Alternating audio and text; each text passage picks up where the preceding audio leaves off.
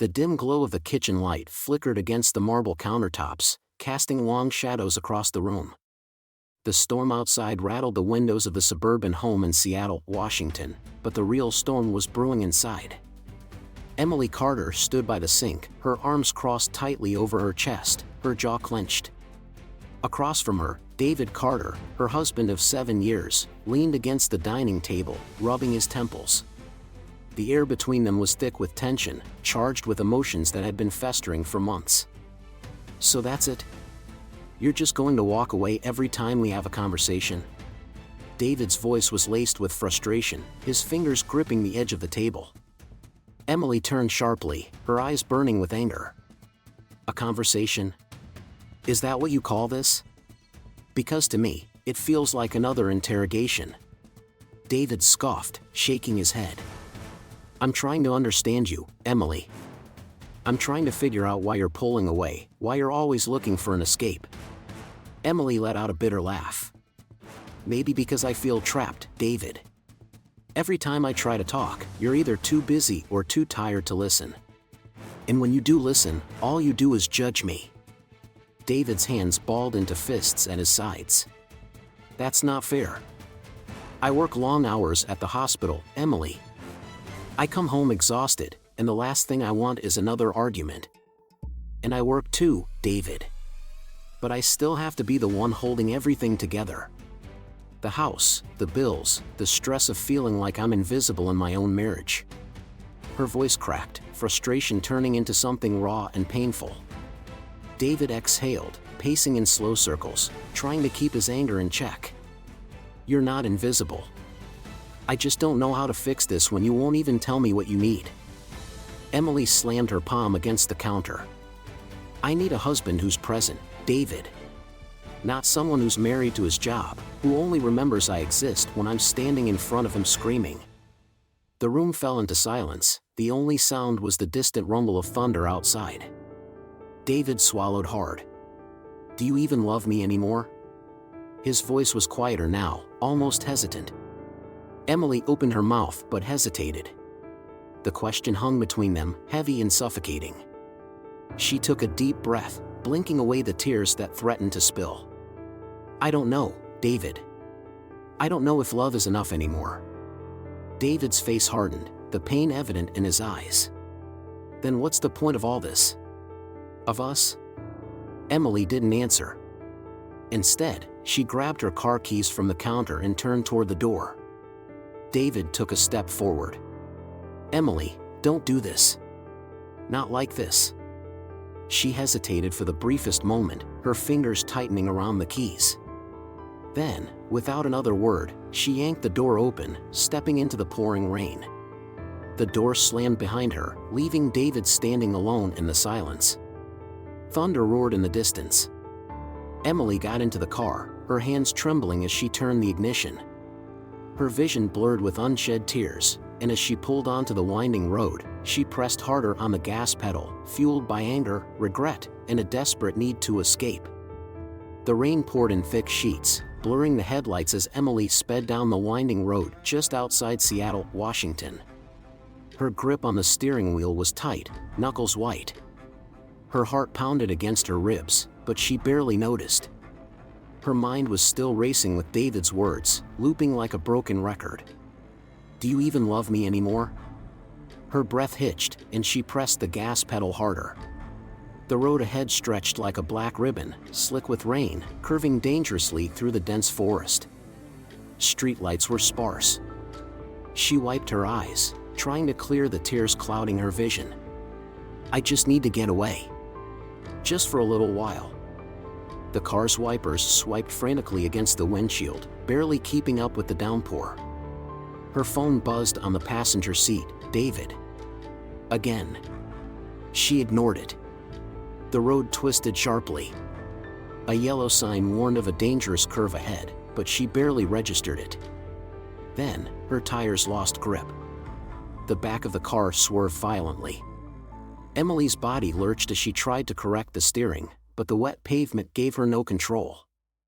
The vehicle spun, headlights flashing wildly across the trees, the road, the sky. Her breath came in short gasps. No, no, no!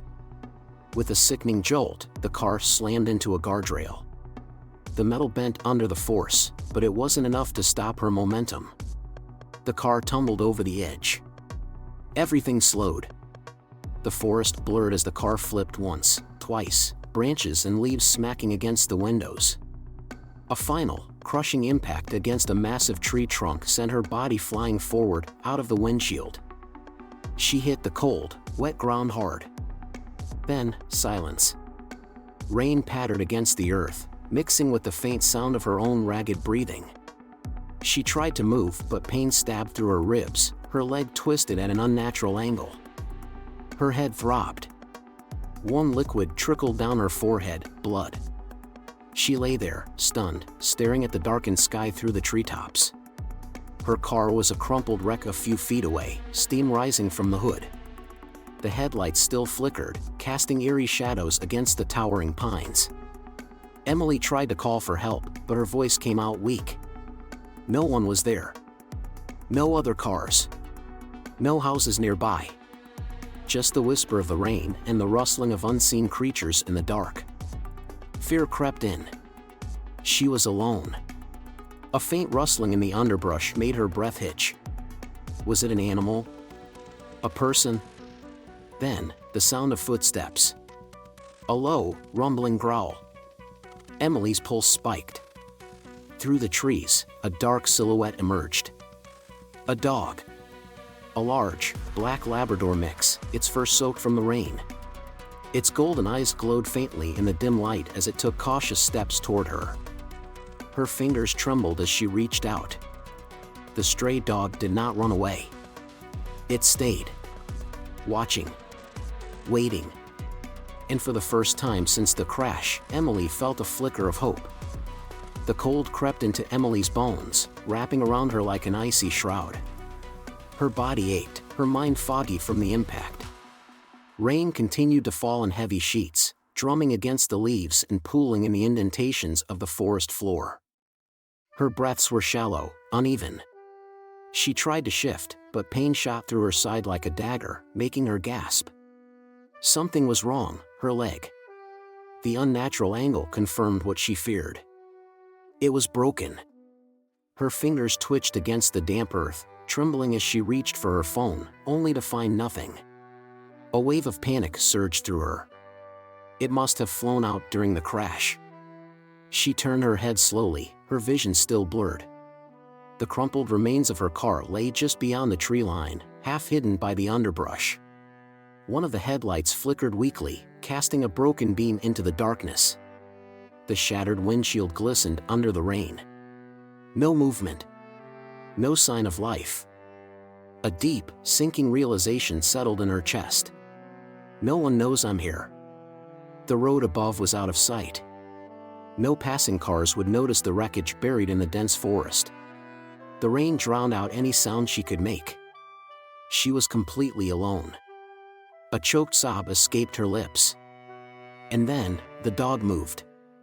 The black Labrador mix, still standing a few feet away, shook out its wet fur, droplets flying in every direction. It had been watching her in complete silence. For a moment, neither of them moved. Emily's heart pounded. Stray dogs weren't uncommon in the rural outskirts, but this one was different.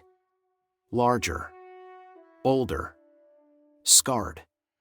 Something about the way it stood, unmoving in the rain, sent a shiver down her spine. "Hey," she croaked, her throat raw and dry. The dog's ears perked up slightly, but it didn't approach.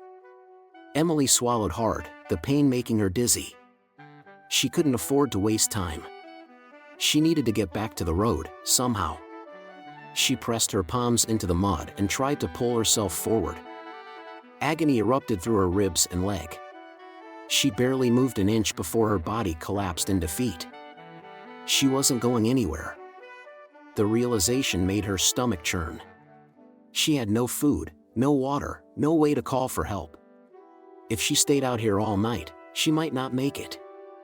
Her fingers dug into the wet ground as she let out a shaky breath. And then, a wet nose pressed against her arm. Emily flinched, startled. The dog had moved closer, its golden eyes locked onto hers. It sniffed at her hand, then at the blood seeping through her ripped jeans. A heavy silence passed between them. Then, the dog stepped even closer. Emily's breath caught. Was it going to attack? She tried to shift away, but the pain paralyzed her. Instead, the dog licked her arm. Not aggressively. Not out of hunger. Gently. Emily let out a shaky laugh, half in disbelief, half in relief. You're not gonna hurt me, huh? The dog sat beside her, tail curled around its feet. It didn't wag, didn't bark, just watched. She took another painful breath. You wouldn't happen to know how to call 911, would you? The dog, of course, didn't answer. But what it did next made Emily freeze. It grabbed her jacket sleeve in its teeth. At first, she tensed, but the pull wasn't violent. It was firm. Intentional. The dog tugged. Emily's eyes widened. Wait. The dog pulled again, dragging her an inch forward. Oh my God, her voice trembled, not from fear this time, but from hope. The dog was trying to move her. A lump formed in her throat as she stared at the creature in front of her. A stray, a complete stranger, had decided to help her. And at that moment, she trusted it. Summoning all the strength she had left, Emily tried to cooperate, using her elbows to push herself forward as the dog continued pulling at her sleeve. The movement sent shockwaves of pain through her broken leg, but she gritted her teeth and held on. The ground was rough and uneven. Her body felt like dead weight. But the dog did not stop. For every inch she moved, it pulled her two more. The storm raged on around them. Wind howled through the trees. Time blurred into nothing but pain and effort. But inch by inch, foot by foot, the dog dragged her closer to the road. Emily had no idea how long it had been, minutes, hours. But then, through the blur of pain, she saw it. A faint, flickering glow. Headlights. A car. A sob of relief broke from her lips. The dog let go of her sleeve and turned toward the road, its ears alert, its body tense. Emily tried to raise her arm, but she was too weak. Please, she whispered. The dog bolted toward the road. The distant sound of screeching tires cut through the storm. And then, silence. Emily collapsed, darkness creeping at the edges of her vision. Before she blacked out, she felt it. A hand. Someone shaking her. Hey! Hey, can you hear me? And just like that, the world went dark. Emily drifted in and out of consciousness, the sound of heavy rain and the distant rumble of approaching tires barely registering in her foggy mind. Her body felt numb, the cold creeping deeper into her bones. Somewhere above her, headlights cut through the storm, illuminating the darkened forest. A car. Help! She tried to speak, to lift her hand, but nothing responded. Every inch of her body ached. Her leg throbbed with an unbearable, white-hot pain, and the metallic taste of blood coated her tongue. She was slipping. Then, barking. A sharp, commanding sound pierced the night, loud and relentless. The same dog that had dragged her across the forest floor was now standing in the middle of the road, soaked to the bone, barking with a desperation that could not be ignored. The truck swerved. Tires skidded against the wet pavement, the sound screeching through the storm. The vehicle jerked to the side, narrowly missing the dog as it came to a shaky stop. For a moment, all was silent except for the rain. The driver's side door slammed open, and heavy boots splashed into the puddles forming on the asphalt. A man, tall and broad-shouldered, hurried out, squinting into the darkness. Jack Thompson, a 40-year-old truck driver, had spent years on the road, but never, not once, had he seen something like this. A dog. Standing alone in the storm. Barking like its life depended on it. No. Not its life. Someone else's. Jack's heart pounded as he reached for his flashlight and swept the beam toward the forest. The dog immediately darted away, vanishing into the trees. Jack hesitated only for a second before following. The rain made everything hard to see, but the dog's frantic barking guided him through the dense underbrush. Twigs snapped beneath his boots as he pushed forward. Then his flashlight landed on her. A woman, barely conscious, soaked and bloody, lying in the mud like a broken doll. "Oh, Jesus!" Jack rushed to her side, immediately checking for a pulse. Faint. Her breathing was shallow, and her face was pale, too pale. The dog was still there, standing just behind Jack, watching intently, its body tense as if waiting. Jack turned toward the road, his voice booming over the storm. "Hey! I need help over here." The passenger door of the truck swung open, and another figure emerged, a woman, mid-30s, with auburn hair tucked under a hood. Maggie Carter. Emily's sister. She had been riding with Jack, traveling to Seattle for work, but now, as she sprinted through the rain toward the wreckage, she had no idea her life was about to change. Her eyes landed on Emily, and she froze. "Oh my God, Emily?" Jack barely had time to react before Maggie dropped to her knees beside her sister. Emily's eyelids fluttered, her lips parting slightly, but no words came out. Maggie grabbed her hand, squeezing it tight. "Stay with me, okay? You're gonna be fine, I promise." Jack pulled out his phone with one hand, the other pressing against Emily's shoulder to keep her from shifting too much. He punched in 911, shouting over the rain. "I've got a female, mid-30s, car accident. Head trauma, possible broken leg, yeah, we're on Rainier Road, about 2 miles past the last gas station, yes, send an ambulance, fast." The dispatcher confirmed help was on the way. Jack exhaled sharply, his heart still racing. His gaze flicked back to the dog, who hadn't moved from its spot. It stood like a guardian, its golden eyes locked onto Emily's battered body. Maggie, still trembling, turned toward the dog, realization dawning in her expression. Did he bring her here?" she whispered.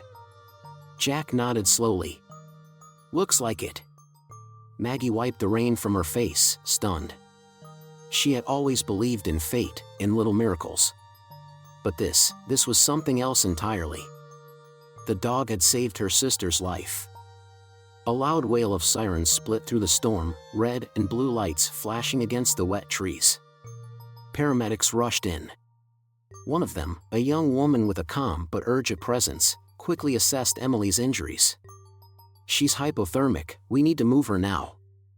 Jack and Maggie stepped back as the medical team worked swiftly, stabilizing Emily, securing her onto a stretcher.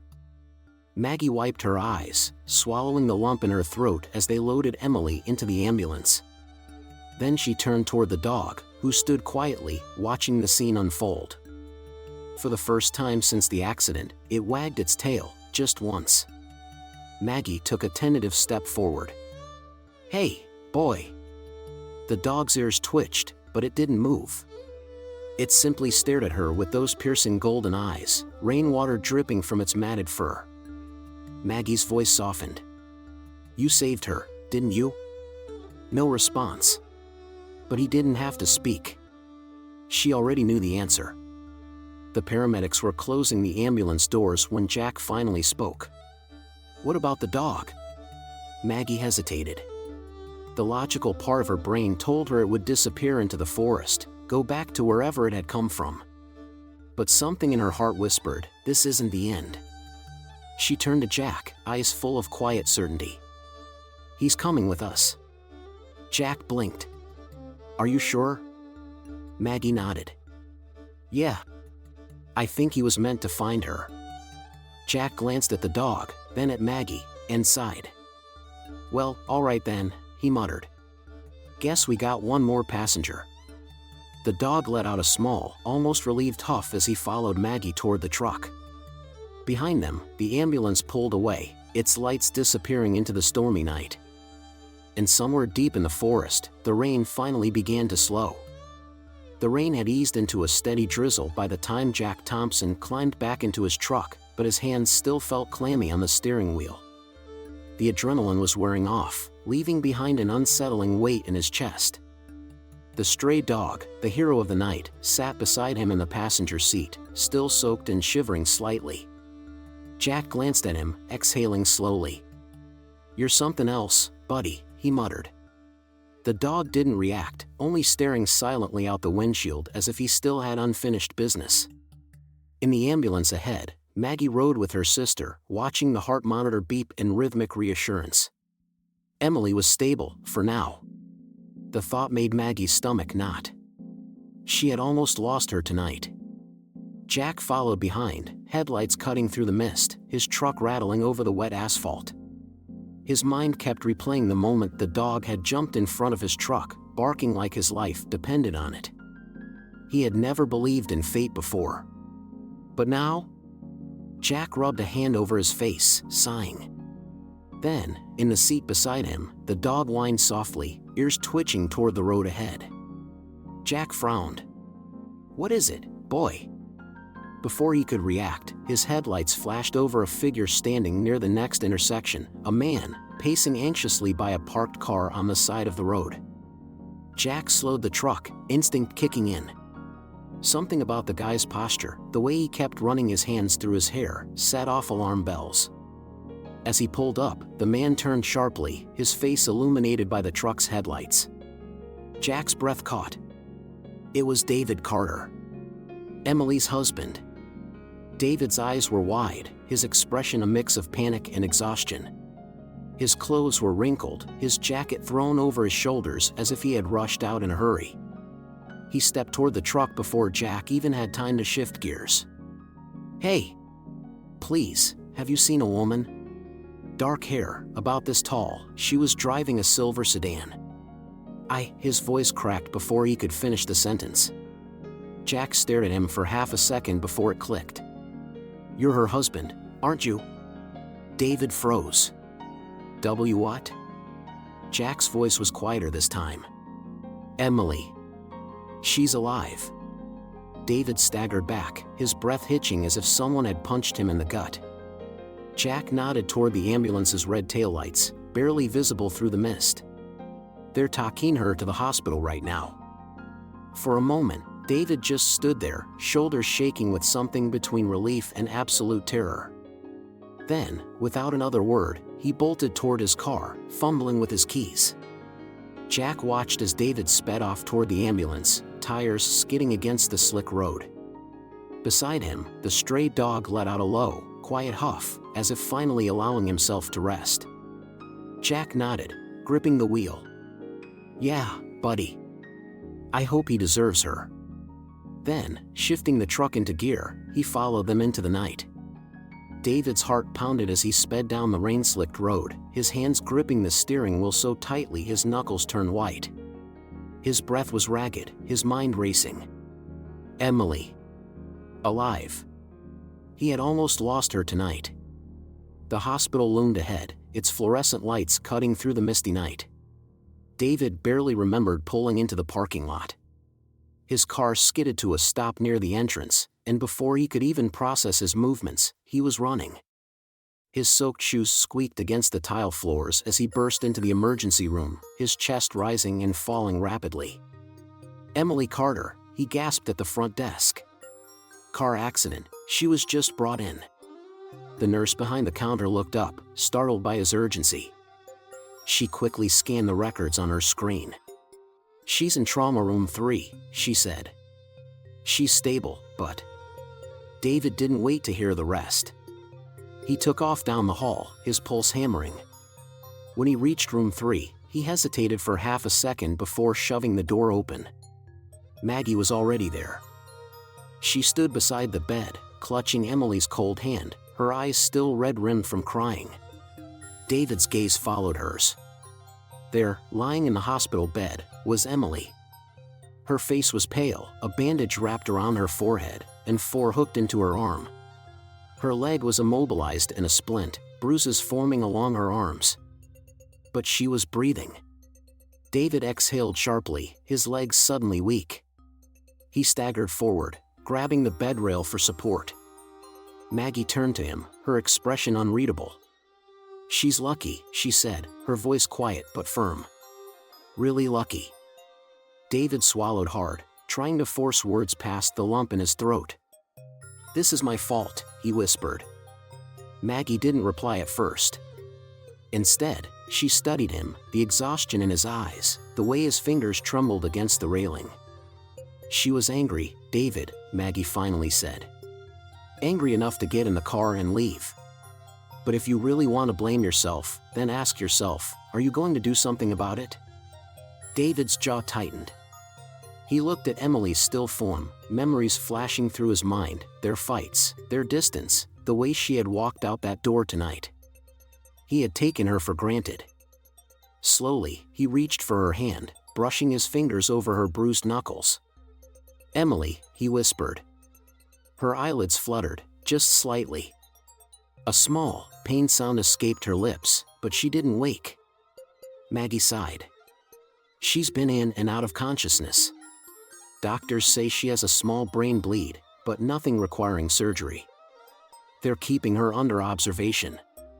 David nodded slowly, relief washing over him. His wife, his Emily, was going to live. And he swore to himself, right then and there, he wasn't going to waste another chance with her. The rhythmic beeping of the heart monitor was the first thing Emily became aware of. Her body felt heavy, her limbs weak, and a dull ache pulsed through her skull.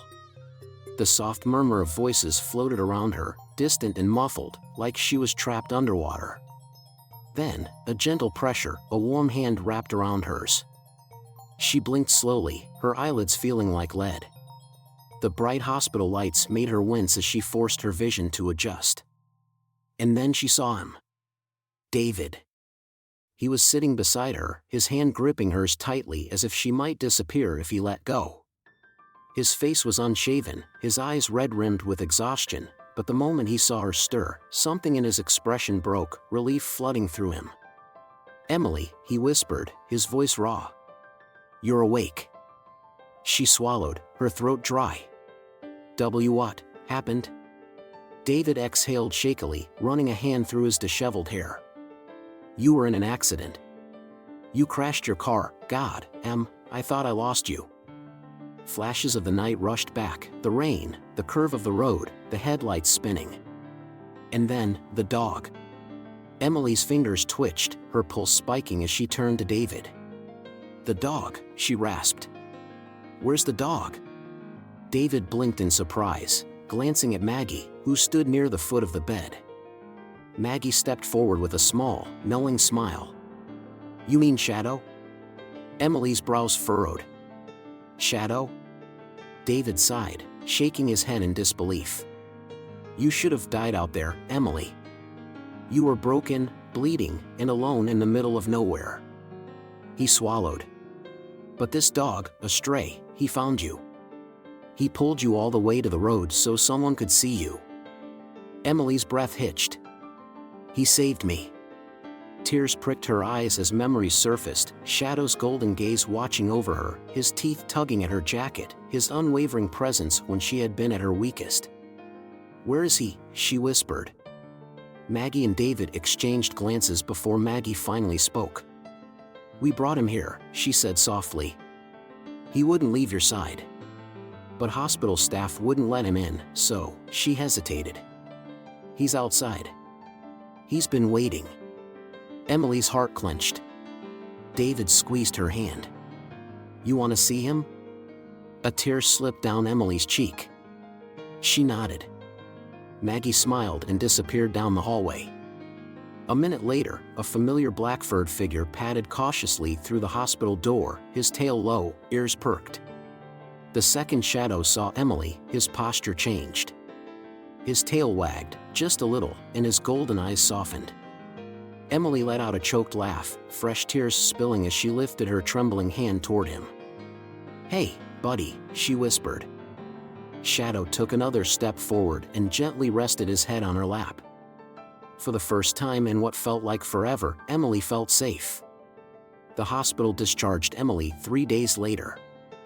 Her body still ached, her leg was wrapped in a brace, and she moved slower than usual, but none of that mattered.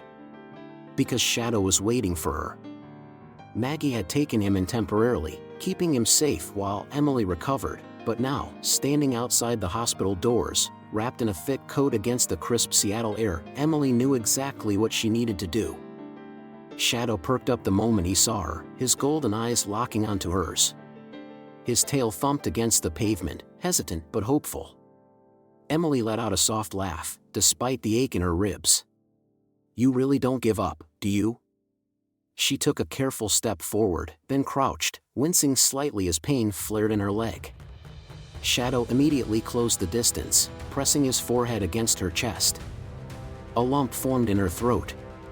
David, standing beside her, watched quietly, his hands tucked into his jacket pockets. "You sure about this?" he asked. Emily pulled back just enough to look at Shadow. His ears twitched, waiting for her next move. "I was alone in that forest," she said softly. "I thought I was going to die out there." Her fingers gently ran through his thick fur. "And then he found me. He didn't have to stay. But he did." She glanced up at David, her eyes filled with certainty. "I'm not leaving him behind." Maggie let out a small laugh. "Well, I think we all saw that coming." She reached into her bag and pulled out a brand new leash and collar. "Here.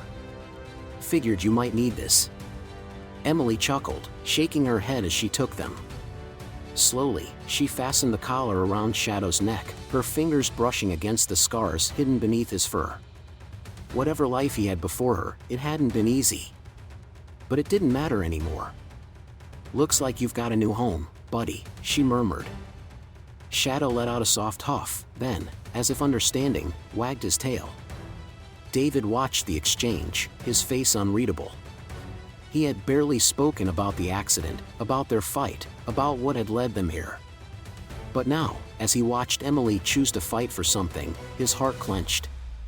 Maybe they weren't past saving either. Emily straightened and turned to face him. "Are you coming home?" she asked quietly. David exhaled slowly. "Do you want me to?" She hesitated. Then, she nodded. "I think we have a lot to fix," she admitted. "But I don't want to keep running." David held her gaze for a long moment. Then he nodded. "Okay." Emily smiled, relief washing over her. She turned back to Shadow, giving his ears a final scratch. "Come on, boy," she said. "Let's go home." With that, Shadow trotted beside her, never leaving her side again.